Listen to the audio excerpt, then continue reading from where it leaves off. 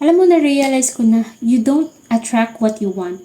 You attract what you're ready for. Kasi kahit gaano pa kalaki ng pangarap mo, whether it's love, success, or opportunities, kung hindi ka pa ready emotionally, mentally, or even spiritually, hindi yan mag-i-stay sa'yo. And dadating man pero mawawala din. Example, nung gusto ko ng malaking opportunity, and then nung dumating siya sa akin, hindi pala ako ready. Hindi ko pala kaya i-manage yung time ko, hindi ko kaya yung habit na yun.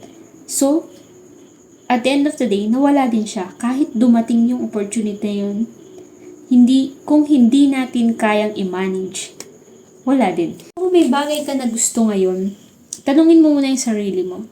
Ready ka na ba talaga? Kasi life will not give you just what you want. It will give you what you can handle. So, ayun lang, stay hopeful and stay grounded.